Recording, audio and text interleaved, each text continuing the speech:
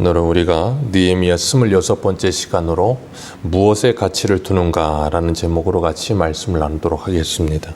이 세상의 모든 사람들은 자신들이 가치가 있다고 생각하는 것들을 따르며 살아갑니다. 그래서 자신이 가치 있다고 생각하는 것에다가 물질과 시간과 자신의 몸까지 들이죠. 그래서 최고의 가치라고 하는 것들을 위해서는 아낌없이 어떤 것이든 투자합니다. 돈을 최고의 가치로 생각하는 사람들은 그걸 위해서 모든 걸 다 투자하고, 공부가 최고의 가치라고 생각하는 사람들은 그것만을 위해서 합니다. 그렇게 최고의 가치라고 생각하는 것들을 위해서 자신의 전인격을 다 투자하죠. 우리는 그걸 예배라고 부릅니다. 그래서 예수 그리스도를 믿게 되면 우리가 예수 그리스도 안에서 하나님과 예수 그리스도가 우리의 최고의 가치가 됩니다. 그래서 우리는 그분을 예배하는 거죠. 그리고 그것을 기뻐하고 감사하는 겁니다.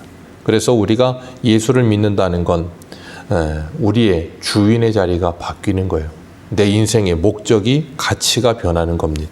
그래서 예수님은 한 사람이 두 주인을 섬길 수 없다 그러시는 거예요.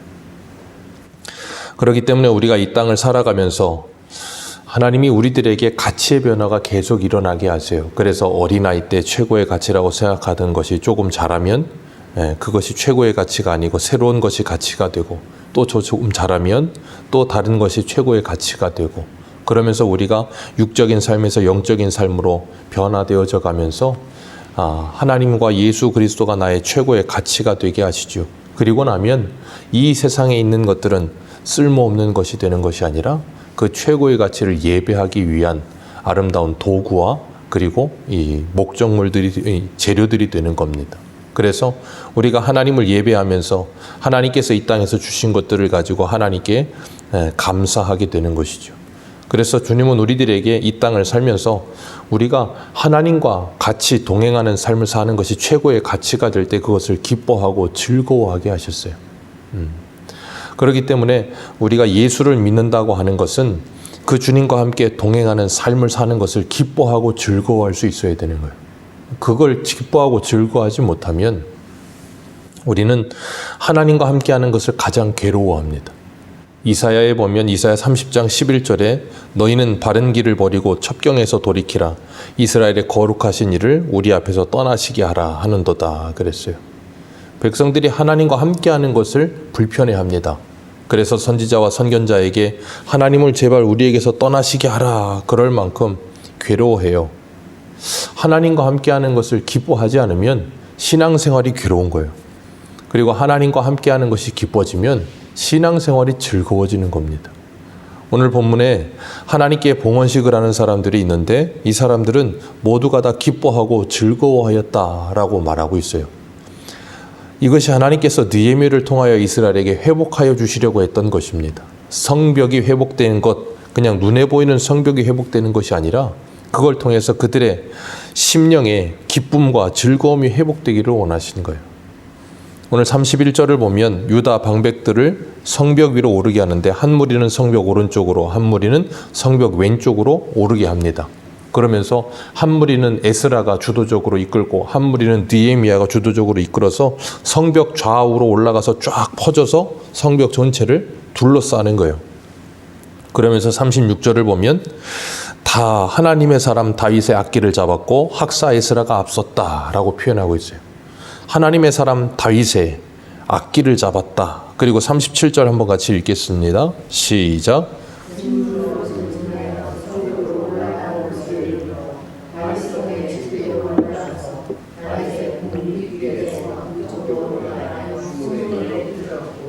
느헤미야는 지금 계속해서 누구를 강조하고 있냐면 다윗을 강조하고 있습니다.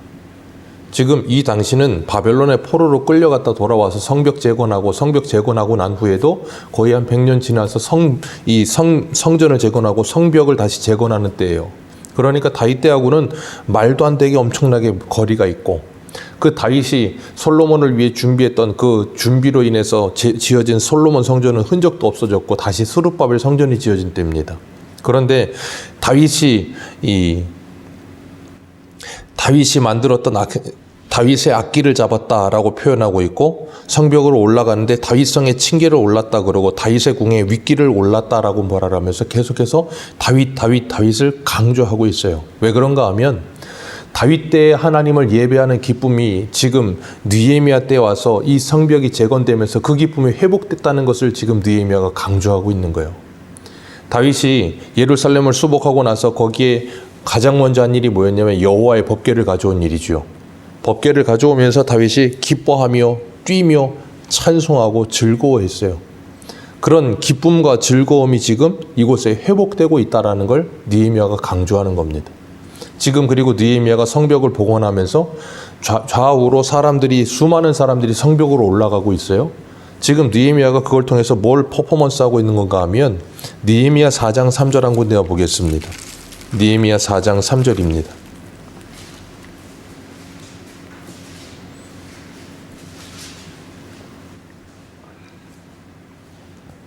같이 한번 읽겠습니다. 시작. 그들이 건축하는 돌 성벽은 여호가 올라가도 곧 무너지리라 하더라. 아멘. 산발락과 도비아가 끊임없이 방해했지요. 그 중에 하나인 도비아가 이런 조롱 섞인 말을 했어요. 그들이 짓는 성벽, 52일 만에 지어지는 그 성벽은 여호가 올라가도 무너진다 하면서 조롱을 했어요. 근데 지금 이스라엘 백성들 전체가 올라가서 뭐예요? 좌우로 흩어지면서 다윗이 만들었던 그 악기라 그러면서 그곳에 올라가서 악기를 불고 백성들이 찬송하고 감사하면서 즐거워하면서 그것을 쫙 사열하고 있어요. 그러면서 예루살렘 성벽 전체를 백성들이 올라가 있는 겁니다. 얼마나 멋있겠어요. 그렇게 멋있고 장황한 모습으로 하나님께 찬송하고 그리고 하나님께 영광 돌려드리고 있는 거예요. 52일 만에 성벽이 지어졌습니다. 한 마음이 돼서 그 사람들이 다 함께 수고했고 헌신했고 노력했습니다. 그리고 지금 봉헌식 하면서 그 사람들이 다 성벽 위로 올라가 자기들이 피땀 흘려서 수고해서 그 지었던 그 성벽 위에 올라가서 하나님께 뭐하고 있어요? 찬송과 감사와 영광을 올리고 있어요. 그때 그곳에 같이 참여했던 사람들이 그 일을 하면서 얼마나 감격스럽겠어요. 그리고 얼마나 하나님께 감사했겠습니까? 52일 동안 그들이 수고해왔던 그 모든 수고와 방해하는 사람들과 그 어려움들, 성벽 짓는 일 그렇게 쉽지 않았거든요. 수없이 많은 방해가 있었고 어려움도 있었고 힘든 일도 많았는데 그 모든 걸 다 이겨냈단 말이에요. 그 모든 걸 다 이겨내면서 여기까지 올 수 있었던 것이 누구의 은혜예요? 하나님의 은혜였다는 것을 감사하면서 하나님께 찬송하면서 얼마나 감격이 있겠어요. 우리가 성벽 지을 때 처음에 보았던 것처럼 귀족들이 참여하지 않은 사람들도 있어요. 그 사람들이 이때 이런 찬송할 때 이런 감격이 있겠습니까? 없어요. 하나님의 일은 그 일에 동참한 사람들이 그 일이 되어져 가는 모습을 보면서 감격하는 거고요. 그 일이 다 되었을 때 하나님께 감사하며 감동이 있는 거예요. 그래서 하나님은 우리들에게 그 일에 모두가 다 성벽 짓는 일에 모두가 다 빠짐없이 다 참여하게 한 이유는 유다와 같이 사람들이 뭐라고 하면 겁먹고 뒤로 물러나기도 하고 힘들기도 했지만 그 사람들 끝까지 책임져서 그들이 이끌고 그들이 같이 할 수 있게 하여서 오늘 봉헌식에 찬성하는 사람들이 31절에 유다의 방백들이 그 일을 주도적으로 모든 일을 한다고요. 그러면서 얼마나 감사가 넘쳤겠어요. 그리고 43절에 보면 오늘 보면 43절 같이 읽겠습니다. 시작. 이날에 무리가 큰 제사를 드리고 심히 즐거워하였으니 이는 하나님이 크게 즐거워하게 하셨습니다. 부녀와 어린아이도 즐거워하였으므로 예루살렘에 즐거워하는 소리가 멀리 들렸느니라. 아멘. 이런 감격과 감사가 넘쳤고 거기에 어린아이부터 부녀까지 여인들과 아이들까지 전부 다 하나님께 뭐 했어요? 감동과 찬송과 영광을 올렸다라고 말하고 있어요. 우리가 주일 저녁에 빌립보서를 보면서 빌립보 교회가 시작된 사도행전 16장의 그 역사적인 사건들을 살펴보면서 그 감옥 안에 있던 간수가 사도 바울과 실라를 만나고 그들이 바울이 전하는 복음을 듣고 나서 그 집에 음식을 차려놓고 온 집이 세례를 받고 그렇게 표현했어요. 간수의 집에서 음식을 차려주고 그와 온 집이 하나님을 믿음으로 크게 기뻐하니라. 간수가 그 모든 가족이 예수 그리스도를 믿고 크게 기뻐했다는 거예요. 오늘 본문에 느헤미야가 성벽을 완공하고 봉헌식하면서 모든 사람들이 그곳에서 악기를 불고 찬송을 하면서 뭐 했다고요? 43절에 보니까 크게 즐거워하고 그 소리가 멀리까지 들렸더라.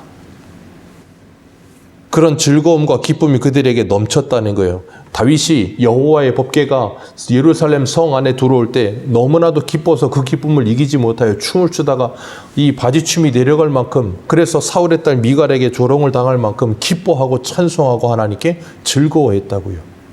하나님의 법궤가 그 안에 들어올 때 그 하나님의 법궤는 뭘 상징해요? 예수 그리스도를 상징하죠. 하나님의 법궤가 예루살렘 안에 들어올 때 다윗이 그렇게 기뻐했다고요.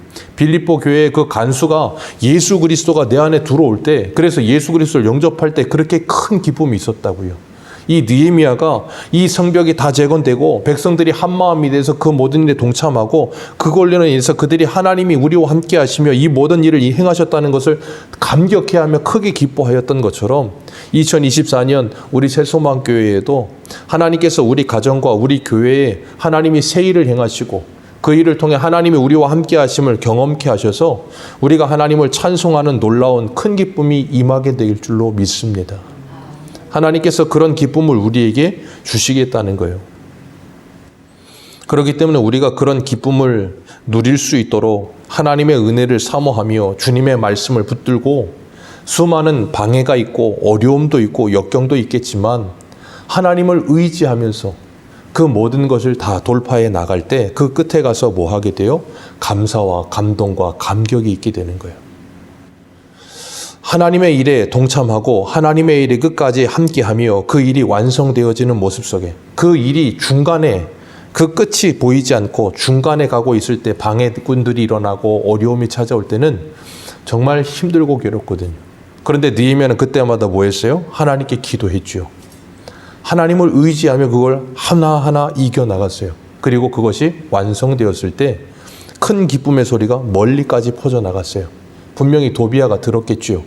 자기가 조롱했던 그 말이 말도 안 되는 말이었다는 것을 깨닫게 됐을 겁니다. 하나님은 오늘 우리들에게도 그런 감격이 회복되게 하실 줄 믿습니다.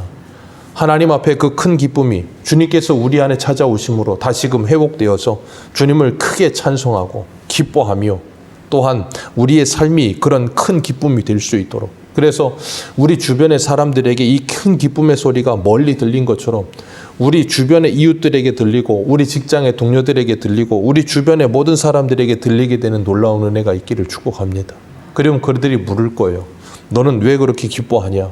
너는 왜 그렇게 찬송하냐? 왜 그렇게 노래를 부르냐? 돈도 없고 명예도 없고 세상에 그 무엇인가 성공한 것도 없는 것 같은데 너는 뭐가 그렇게 좋으냐? 그때 우리는 고백할 수 있어야겠죠. 날 위해 십자가에 죽으시고 나를 구원하신 그 예수 그리스도의 은혜가 내게 기쁩니다. 그 하나님의 은혜가 내게 기쁩니다. 그것이 나의 최고의 가치이다.